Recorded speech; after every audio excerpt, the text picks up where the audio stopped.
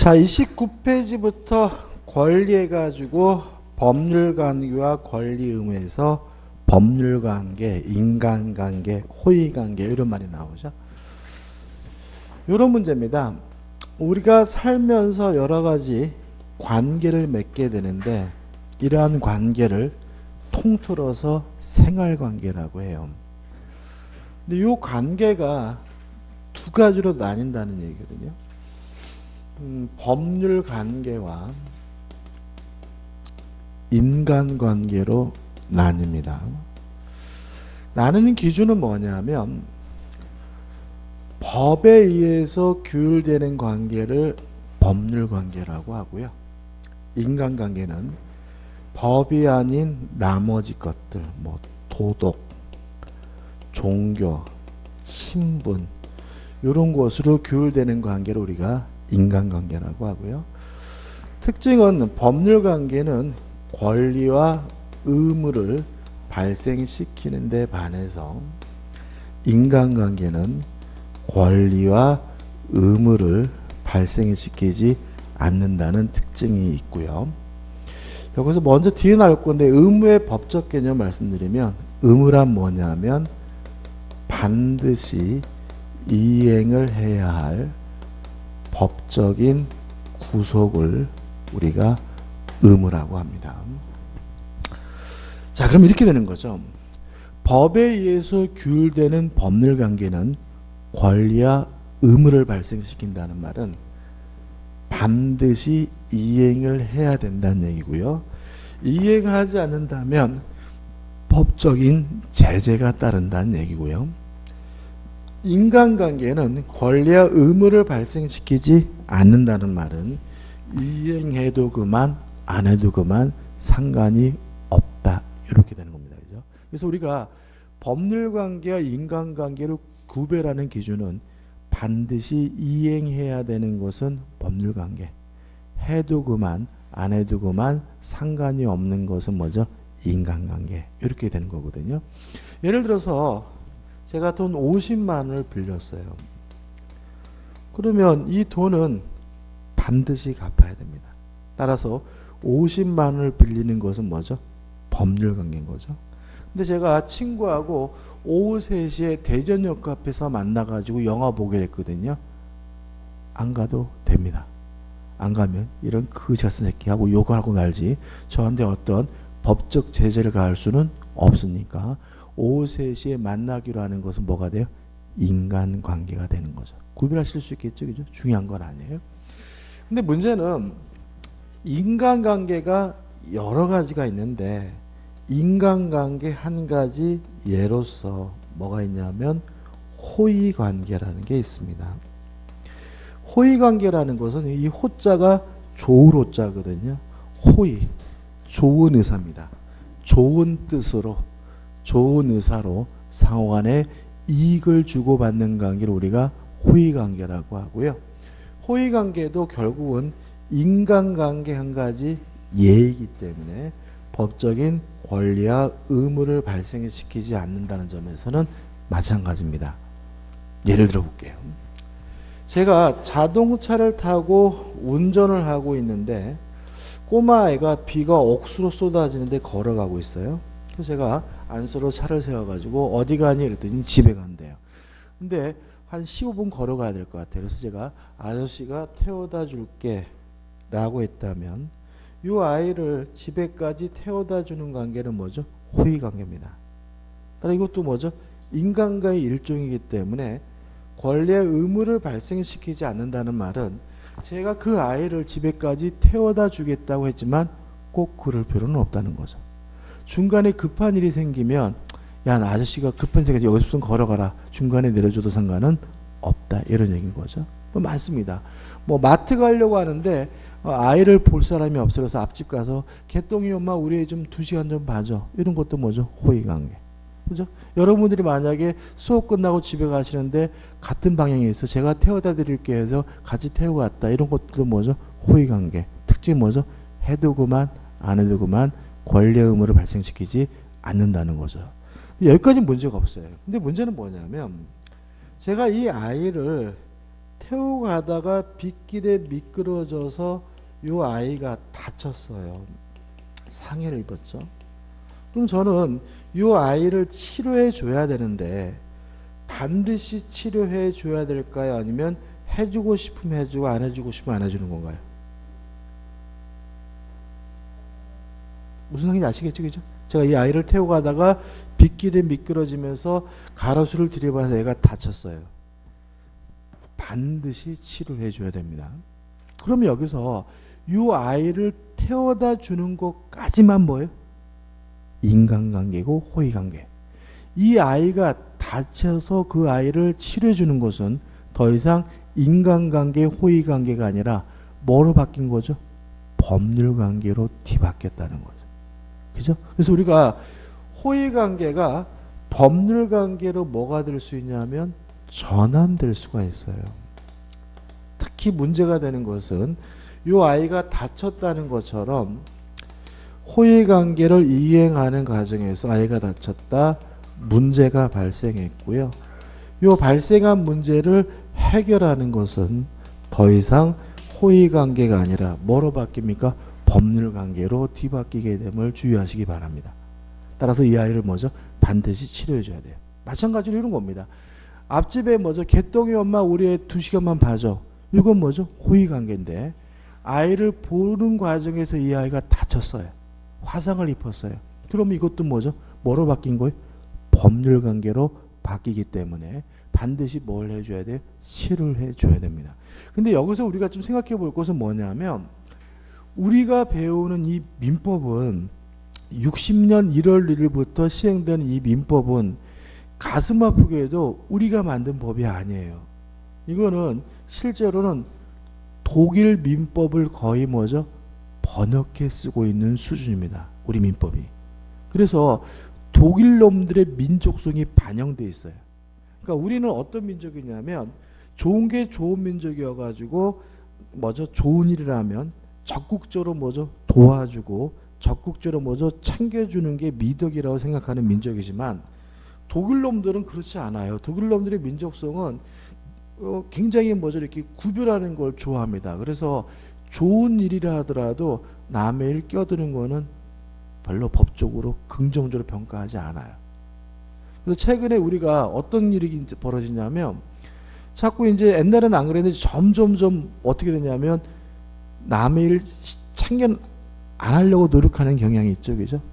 왜 그러냐면 법이 그런 식으로 되어 있다 보니까 좋은 일로 해주겠다고 남의 일을 껴들었다가 피해보는 사람들이 뭐죠? 발생하다 보니까 이게 뭐죠? 수십 년 반복되다 보니까 우리 과거에 가지고 있던 미덕 이런 게 없어지고 될 수 있으면 뭐죠? 남의 일을 뭐죠? 안 끼려고 하는 경향이 있는데 그게 뭐죠? 법이 그렇게 규정하고 있기 때문에 그래요. 그래서 법적으로는 남의 일 껴드는 건 아닙니다. 따라서 이 아이는 뭐죠? 반드시 뭐죠? 치료를 해줘야 되고 이 아이가 다친 것은 더 이상 호의관계가 아니라 뭐로 바뀌는 거죠? 법률관계로 바뀌게 되는 것임을 주의하시 바랍니다. 시험이 잘 나오지는 않지만 구별하는 것은 이 아이를 태워다 주는 것까지만 뭐죠? 호의관계입니다. 이 아이가 태워다 주다가 다쳤다 이행하는 과정에서 문제가 발생했을 때 이 아이를 치료해 준다 해결하는 문제는 더 이상 호의관계가 아니라 뭐로 바뀐 거죠? 법률관계로 바뀐 거니까 꼭 기억해 두시기 바라고. 다만 넘겨보시면은 판례가 나와요. 이 판례는 뭐냐면 이런 문제입니다. 다시 한번 예를 보면 이 아이가 다쳐가지고 치료를 해줘야 되는데 자동차 보험을 일단 생각하지 마시고 이 아이 치료비가 예를 들어서 2천만 원이 나왔다. 그러면 제가 지금 반드시 뭐죠? 치료해 줘야 되잖아요. 2천만 원을 제가 전액을 다 부담한다는 건 너무 가혹하잖아요. 그래서 이런 경우에는 깎아줘요. 이걸 뭐라 그러냐면 호의 동승감액이라고 해요.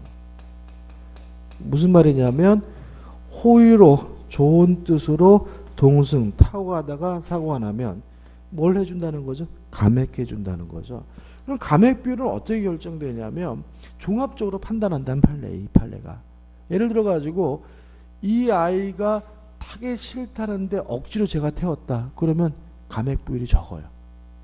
근데 만약에 태우기 싫었는데 이 거지 같은 놈이 막 길거리에 누워가지고 나를 밟고 지나가라 막 이래가지고 억지로 탔다 그러면 뭐죠? 많이 감액해요. 또 만약에 이 아이가 안전벨트를 안 매가지고 뭐죠? 더 많이 다쳤다면 그것도 뭐죠? 참고합니다. 그래서 감액하게 되고요. 그래서 이게 시험은 상관없지만 바람 필 때는 대중교통을 이용하셔야 돼. 왜냐하면 이게 만약에 이게 아이가 아니라 미모의 아가씨다 그러면 요 감액 비율을 결정하기 위해서 둘이 차를 왜 타게 됐는지를 보험회사가 뭘 하게 되냐면 조사를 하게 돼요. 감액 비율을 결정해야 되니까. 그래서 KK 나이트에서 만나가지고 해장국집에서 해장국 먹다가 발자해가지고 동학서로 밟다가 뒤집혔다 막 이런 식으로 나오면 어떻게 해요? 이러면 뭐냐면 감액 비율도 중요하지만 바람 폈다는 사실이 밝혀져가지고 이혼으로 치닫는 사람들이 의외로 굉장히 많습니다. 최근에. 그러니까 이게 어떤 문제가 있냐면 과거에는 간통죄로 처벌을 했잖아요. 그죠? 이제 간통이 범죄였어요. 그죠? 그래서 어떤 일이 벌어지냐면 예를 들어 아주 배우자가 바람 피는 현장을 목격을 하면 그걸 증거를 잡기 위해서 경찰서에 전화하면 돼요. 112 전화해가지고 우리 남편이 지금 바람 피고 있다. 좀 와줘라. 그러면 사이카가요. 5분도 안 돼서 와요. 왜냐하면 경찰관들도 재밌잖아. 그죠? 제가 지금 파출소에 근무하는 순경인데 맨날 밤에 술 찬 놈 먹고 막 해가지고 막 하루하루 고통스러운데 어떤 아줌마 전화해가지고 바람 피는 장면 좀 잡아주세요. 그러면 아이고 그 재밌잖아요. 그죠? 그러니까 그냥 막 5분 대기조도 없어. 그냥 그래가지고 막 사이카 그냥 옵니다. 그냥 진짜로. 근데 지금은 그게 안 돼요. 왜냐하면 간통죄가 이제 뭐가 아니에요? 범죄가 아니기 때문에 신고한다 그래서 경찰에 뭐 하진 않아요? 출동해 주질 않아요. 요새는.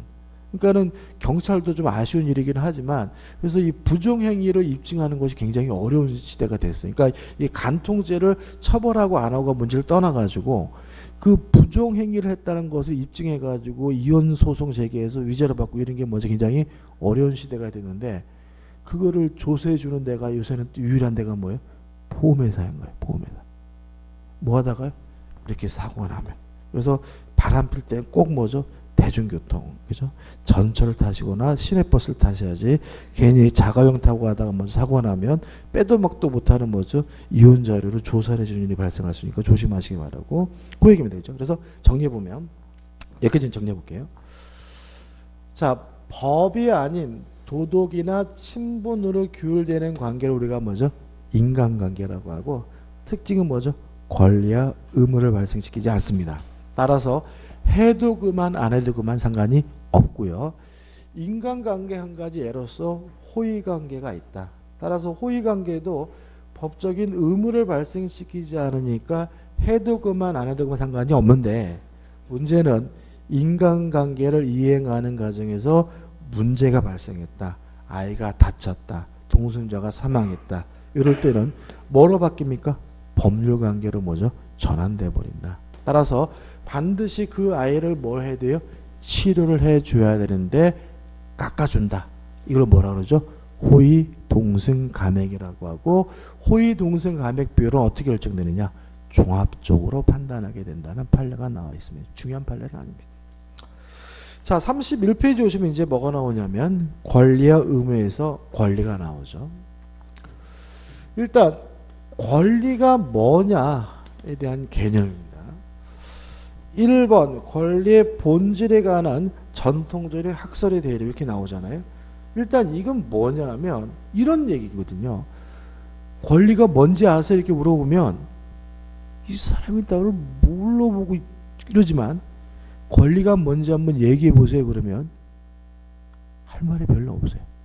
그죠? 그러니까 우리가 권리가 뭔지는 알아. 근데도 권리가 뭔지 얘기해 보세요. 그러면 글쎄요. 이렇게 할 말이 없거든요. 근데 할 말이 없는 게 뭐죠? 학자도 마찬가지라는 얘기예요. 그래서 학자들도 권리를 뭐로 설명하는지에 대해서 어떻게 해요? 학설의 대립이 있는 뭐 의사설, 뭐 이익설 뭐 이렇게 쭉 나온단 말이죠. 일단 의사설 금이 없고 이익설인데 이익설은 뭐냐면 권리는 이익이다 이런 얘기죠. 권리가 뭐냐 그랬더니 권리는 이익입니다 그런 얘기죠. 근데 문제는 뭐냐면 권리가 이익이 아닐 수가 있다는 거죠. 예를 들어 가지고 친권이 있어요. 그죠? 어머니 아버지 권리잖아요. 친권에는 뭐가 있냐면 징계권이 있습니다. 무슨 말이냐면 아무 상관없는 사람은 애 때리면 안 되는 거죠. 그죠? 근데 어머니 아버지는 심하지 않으면 아이를 뭐죠? 어느 정도 때릴 수가 있어요. 그게 뭐냐면 징계권이거든요. 근데 문제는 이것도 권리예요. 근데 아이를 때리는 게 부모에게 이익이다? 아이를 때리고 나서 아 오늘 행복해 이런 부모는 없다는 거죠. 다시 말하면 권리는 이익이다라고 했는데 보니까 친권이라는 권리는 뭐예요? 이익이 아니잖아요.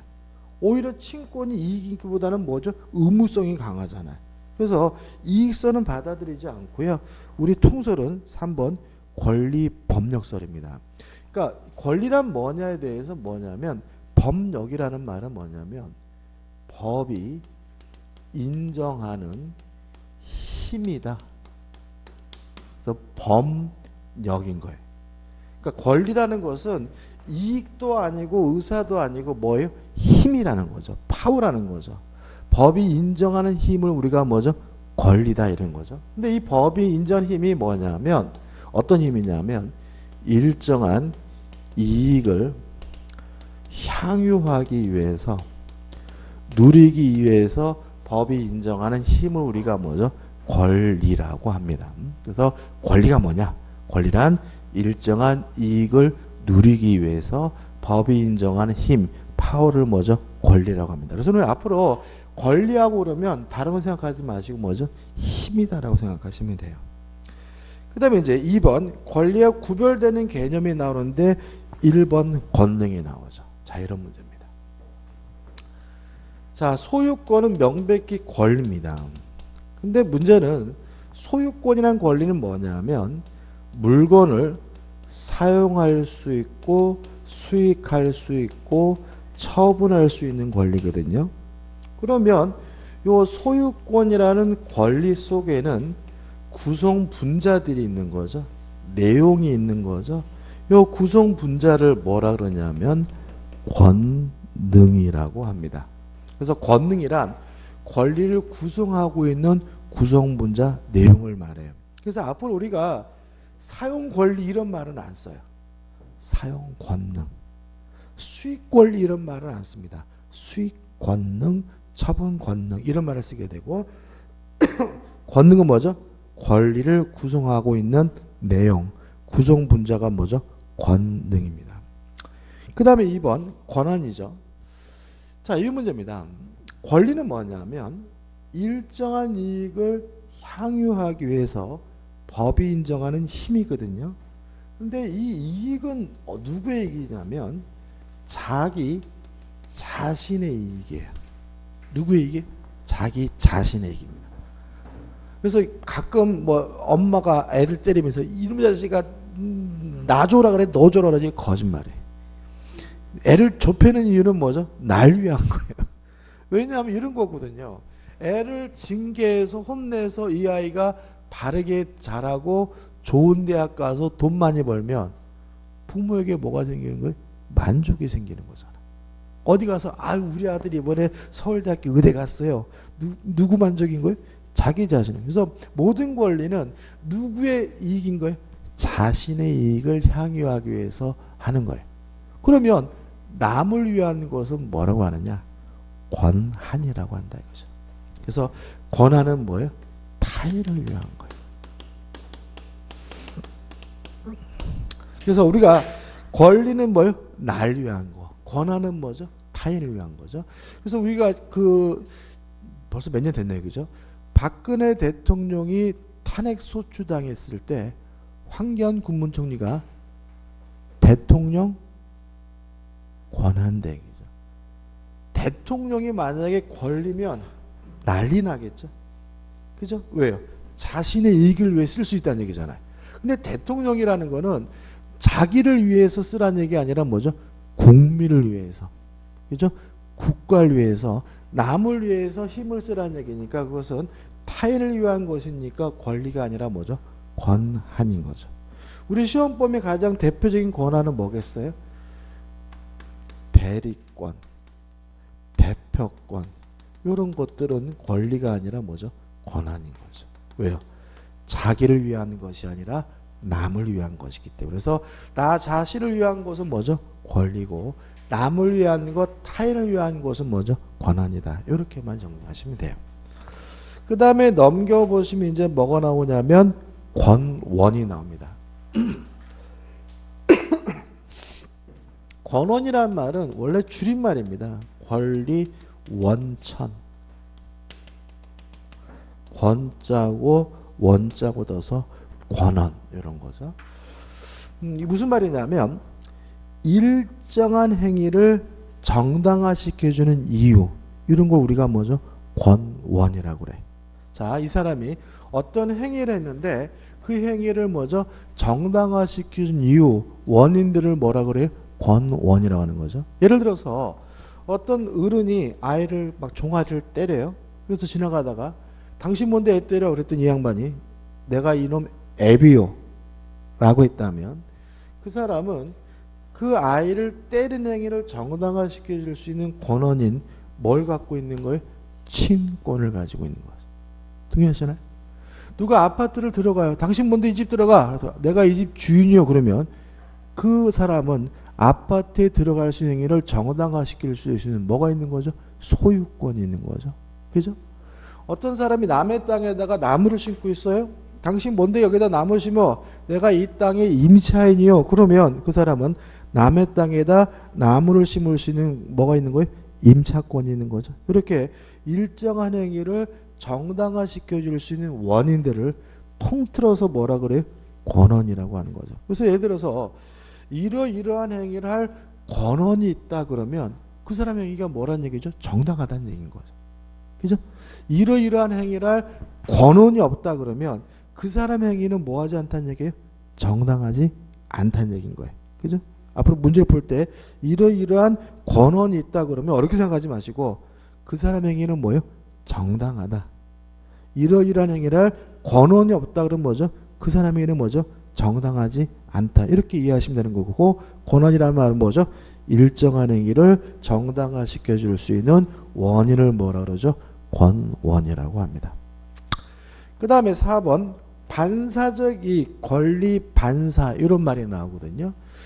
교재 얘는 뭐 예방주사가 나와 있는데 이런 문제입니다. 옛날에 그런 거 있었죠. 거리 제한 이런 거 되게 많았죠. 옛날에 또 그런 것 때문에 자도 소주 구매해가지고 뭐 대전에는 옛날에 무슨 소주였습니까? 뭐 서울은 뭐 진로, 뭐 대전은 무슨 옛날 소주가 정해져 있었잖아요. 그죠? 이런 것처럼 국가가 제한을 많이 뒀거든요. 근데 저는 소주 문제도 그것도 이제 헌법재판소에서 위헌 판결 받아가지고 그것도 없어진 거예요. 근데 그 거리 제한 중에 제가 지금도 이해를 못하겠는 게 뭐냐면 목욕탕 거리 제한이 있었어요. 그래가지고 옛날에 제가 어렸을 때는 목욕탕이 지금처럼 큰 길가에 있는 게 아니라 동네 이렇게 한가운데 있었어요. 왜 그러냐면은 이렇게 거리 제한이 있으니까 이게 어떻게 되는 거예요? 목욕탕 입지가 목 좋은 데가 아니라 법적 제재를 피해서 가장 옆에 있는 목욕탕하고 뭐죠? 근접할 수 있는 곳이 뭐예요? 목욕탕 입지가 되니까 옛날엔 목욕탕이 뭐예요? 동네 한가운데 해가지고 뭐죠? 빨간색 뭐죠? 이렇게 굴뚝 해가지고 목욕탕 해가지고 이렇게 동네 한가운데 이렇게 위치했던 이유가 뭐냐면 요 거리 제한 때문에 그랬어요. 그런 거 많이 뭐 주유소도 거리 제한이 있었고 그죠? 왜 그런지 모르겠어요. 지금 생각해보면. 한번 해보자고요. 자, 목욕탕이 있는데 이 사람은 요 거리 제한 규정 때문에 요 안에는 다른 목욕탕이 들어오질 못해요. 그래서 이 사람이 예를 들어서 월 500씩을 벌었어요. 근데 담당 공무원이 실수로 요 안에다가 목욕탕을 새로 허가를 내주는 바람에 이 사람의 수익이 월 300만 원으로 줄었어요. 그러면 이 사람이 500만 원, 300만 원이 아니라 500만 원을 벌고 있었던 것은 요 200만 원은 이 사람이 시설이 좋아서 번 돈이 아니에요. 이 사람이 영업을 잘해서 번 돈이 아니라 거리 제한을 두고 있는 요 법률 규정 때문에 얻고 있었던 이득인 거예요. 이런 걸 뭐라 그러냐면 반사적 이익 또는 권리 반사라고 합니다. 다시 말하면 법에서 어떠한 규정을 두고 있기 때문에 그 규정 때문에 얻게 되는 이득을 뭐라 그러냐면 반사적 이익 또는 권리 반사라고 하고요. 이게 시험에 안 나옵니다. 기억할 건 뭐냐면 요거는 법적으로 보호받지 못합니다. 이 이익은. 그래서 어떤 일이 벌어지냐면 담당 공무원이 실수하는 바람에 안에다가 목욕통을 허가를 해주는 바람에 수익이 줄었어요. 이 준 수익액만큼 국가를 상대로 뭐 할 수는 없냐면 손해배상을 청구할 수는 없다. 이게 결론입니다.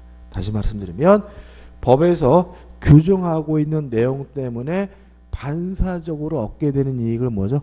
권리 반사 또는 반사적 이익이라고 하고, 특징은 법이 뭐 하지 않습니까? 그런 이익은 보호하지 않는다 정도만 기억하시면 됩니다. 감만 잡으시면 됩니다. 그 다음에 의무, 요거죠. 법적인 구속을 말한다. 조심할 것은 그냥 구속이 아니라 뭐죠? 반드시 이행해야 할 구속이고, 만약에 해도 그만 안 해도 그만 상관이 없는 건 뭐죠? 의무가 아니다. 그 다음 2번 권리와 의무의 관계 가지고 내용은 뭐냐면 일반적으로 권리가 있으면 의무도 있는 것이 일반적이지만 꼭 그런 건 아니다.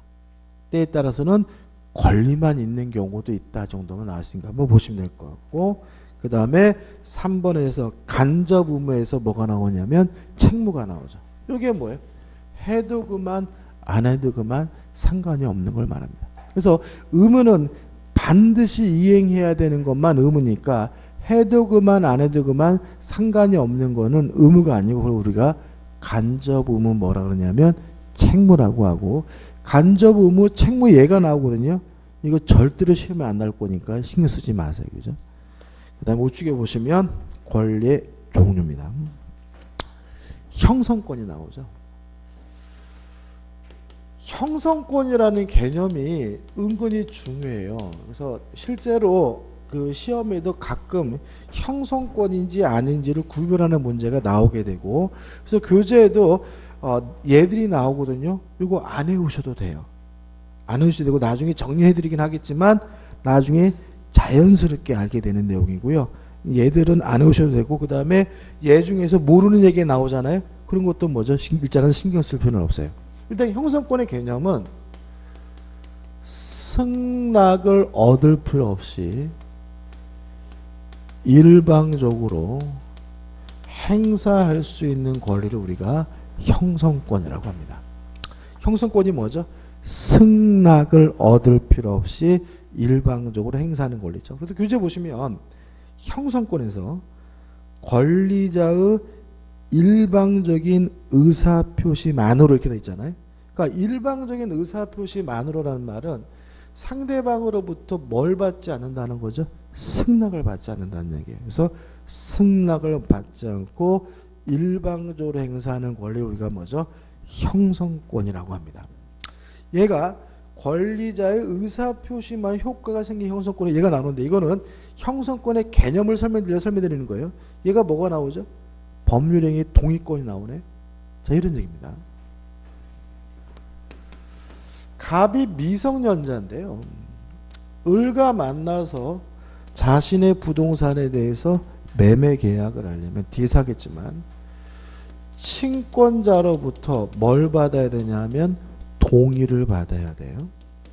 그러면 친권자가 갑에게 동의하고자 할 때 갑으로부터 뭘 받을 필요는 없어요? 승낙을 받을 필요는 없는 거죠. 병이 갑에게 일방적으로 뭐 하는 거죠? 동의하는 거죠. 동의는 승낙을 받지 않고 일방적으로 하는 거니까 동의권은 뭐가 되는 거죠? 형성권이 되는 거죠. 마음에 안 들어 하시는 표정이 있는데, 그럼 다른 거. 그럼 뭐가 나와요? 취소권이 나오죠. 이것도 뒤에서 할 거예요. 자, 이런 얘기입니다. 갑이 을과 만나가지고요, 매매 계약을 했는데, 을이 갑에게 사기를 쳤어요. 그럼 뒤에서 하겠죠. 그럼 사기 당했으면, 요 갑은 을과의 매매 계약을 뭐 할 수 있냐면, 취소할 수 있거든요. 물론 취소하고자 할 때, 을로부터 사기친 놈한테 뭐 받을 필요는 없어요? 승낙 받을 필요는 없겠죠. 동의하시죠? 그죠? 따라서 사기친 놈한테 승낙을 받지 않고 일방적으로 하는 거니까 취소권은 뭐가 돼요? 형성권이 되는 거죠. 근데 실제로 우리가 형성권이냐 아니냐 구별하는 방법은 승낙을 받지 않고 일방적으로 하는 건 뭐예요? 형성권. 상대방으로부터 승낙을 얻어야 되는 건 뭐가 아니에요? 형성권이 아니고 일반적으로 뭐라고 그래요? 청구권이라고 불립니다. 그래서 우리가 나중에 구별하게 될 거니까 얘는 기억하지 마시고 일단 승낙을 받지 않고 일방적으로 행사하는 권리를 우리가 뭐죠? 형성권이라고 한다. 기억하시면 돼요. 그 다음에 넘겨보시면 이제 2번 해가지고 뭐가 나오냐면 항변권이 나와요. 일단 항변권이라는 것은 뭐냐면 상대방의 권리 행사를 저지하는 거예요. 상대방의 권리 행사를 막는 거, 저지하는 거, 이거 우리가 뭐죠? 항변권이라고 합니다. 교재 한번 읽어볼까요? 항변권 이렇게 되어 있죠. 청구권의 행사에 대하여, 다른 말로 하면 상대방의 권리 행사에 대하여 자기의 급부를 거절할 수 있는 권리, 상대방의 권리 행사를 막을 수 있는 권리, 이걸 우리가 뭐죠? 항변권이라고 하고요. 항변권이 두 가지로 나뉩니다. 연기적 항변권 해가지고 두 가지가 나오죠. 동시이행의 항변권하고 그 다음에 보증인의 최고 검색의 항변권이 나와요. 이것도 예를 외울 건 아닌데 개념을 이야기해서 설명드리면 자 이런 얘기입니다. 한번 생각해 보죠. 갑이 자전거를 가지고 있는데요. 이 자전거를 을에게 팔았어요. 예를 들어서 50만 원에. 근데 이 거지 같은 놈이 돈도 안 주면서 자전거 달라고 지랄거려요. 그러면 갑이 뭐라 그러겠어요? 돈 안 주면 자전거 못 주겠다고 뭐 할 수 있겠어요? 거절할 수가 있겠죠.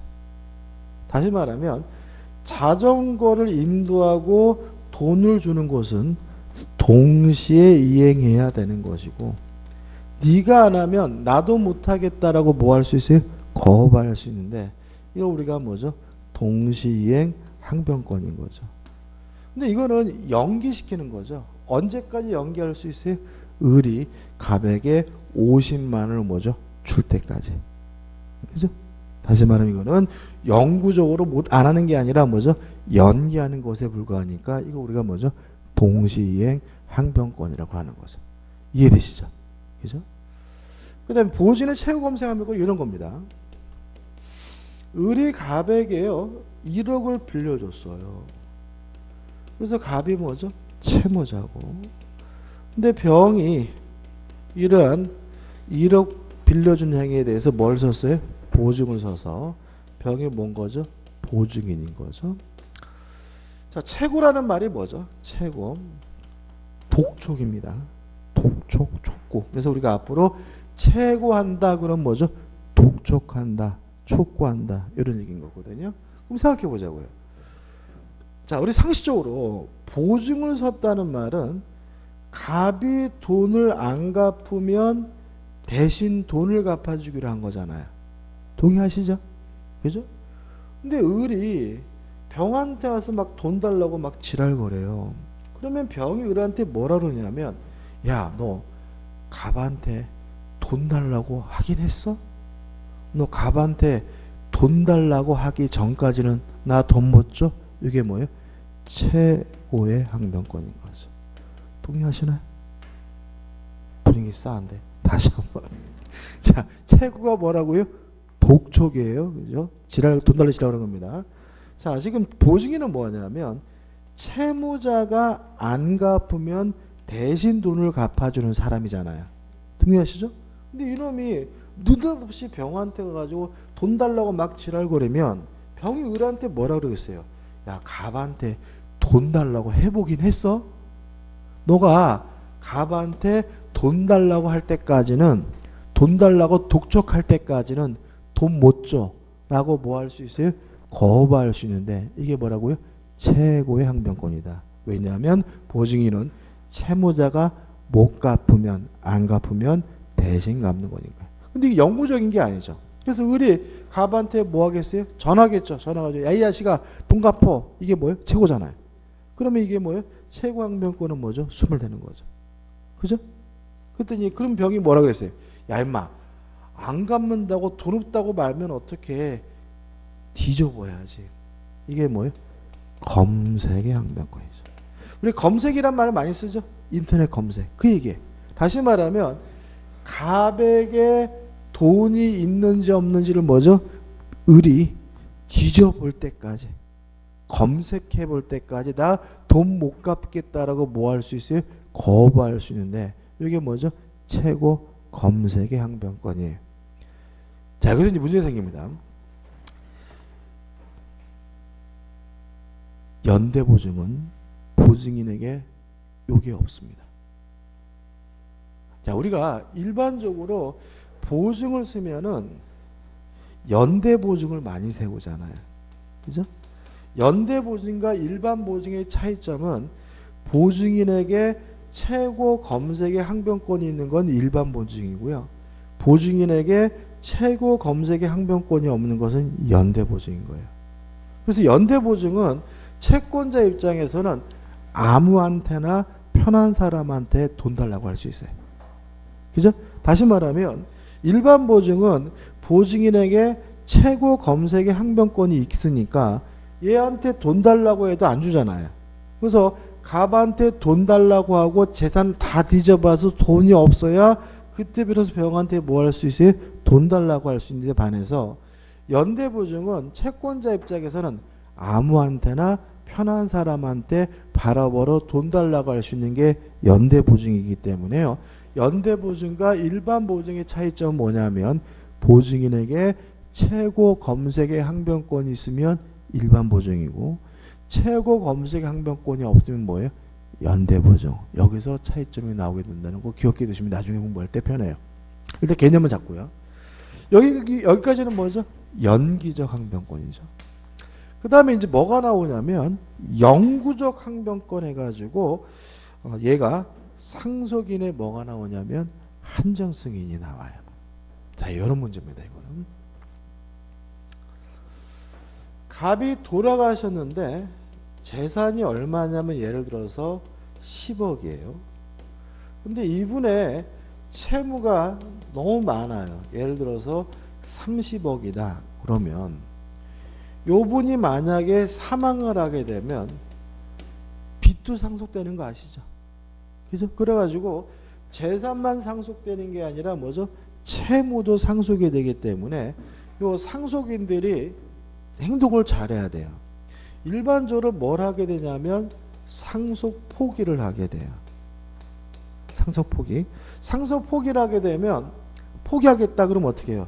채권자들이 알아서 뭐죠? 갑의 재산을 가져가요. 상속인들은 아무런 권리가 없어요.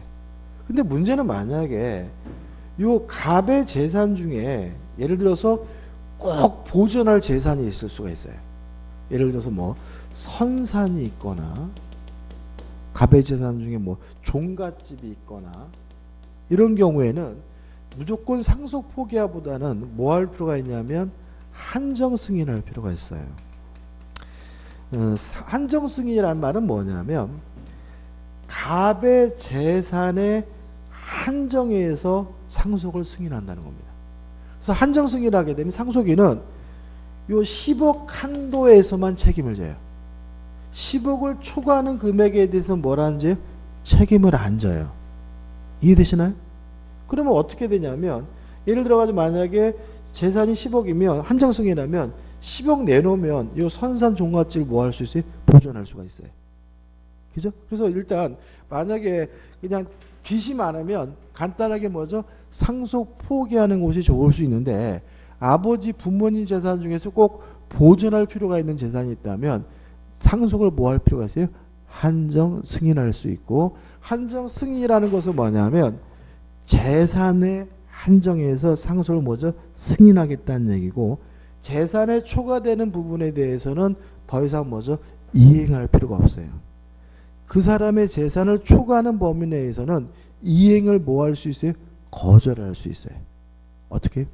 영구적으로. 영원히. 그래서 한정 승인은 뭐가 돼요? 영구적 항변권이 됩니다. 이해되시죠? 그죠? 그 다음에 이 3번 지배권 해가지고 절대권이 나오고 하단에 청구권에서 뭐가 나오냐면 상대권이 나오는데 이게 실제로 좀 중요합니다. 나중에 이제 물권법 할 때는 설명드리지를 못해요. 시간 관계상. 이렇게 좀 정리를 해보죠. 우리가 앞으로 공부를 하면서 물권이라는 것하고 채권이라는 말을 수태 봐야 돼요. 앞으로. 일단 개념부터 설명드리면 물권은 물건에 대한 권리입니다. 물권은 뭐죠? 물건에 대한. 그래서 앞으로 우리는 물권권은 뭐죠? 물건에 대한 권리 이렇게 할 거예요. 채권은 뭐냐면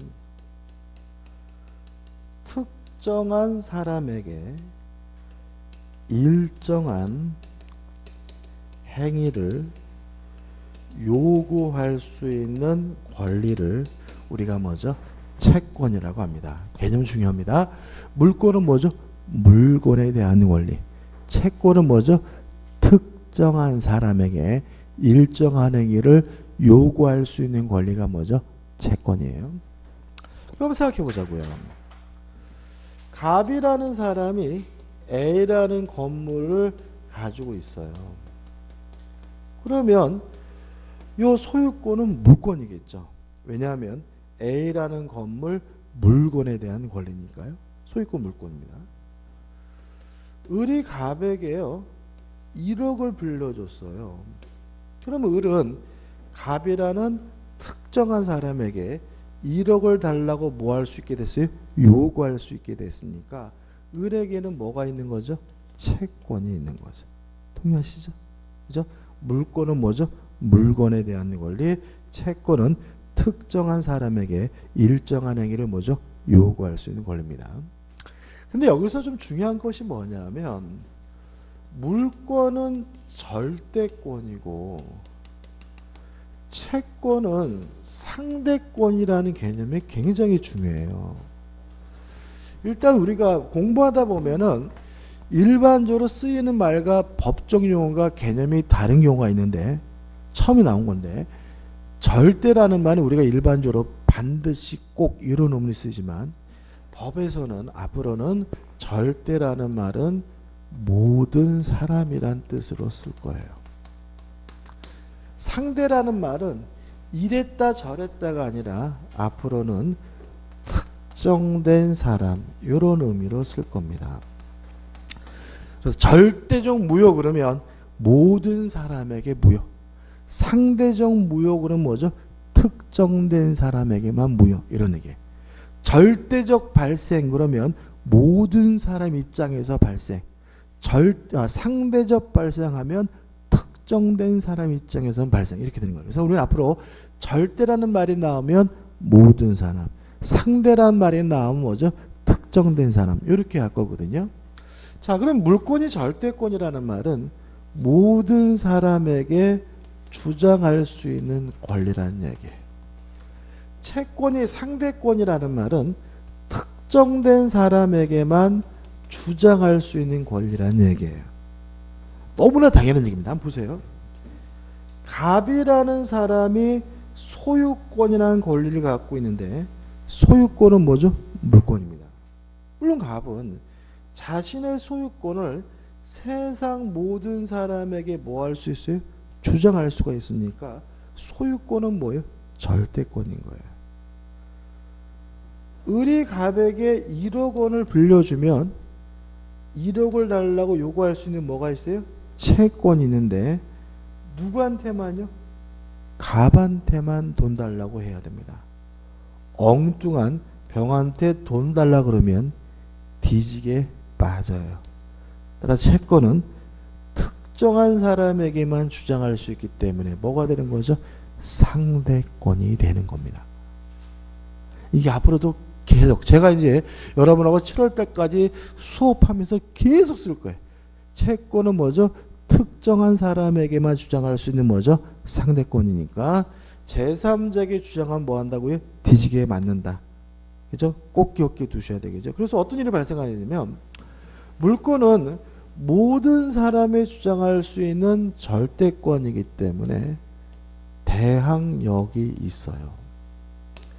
채권은 특정한 사람에게만 주장할 수 있는 상대권이기 때문에 뭐가 없냐면 대항력이 없어요.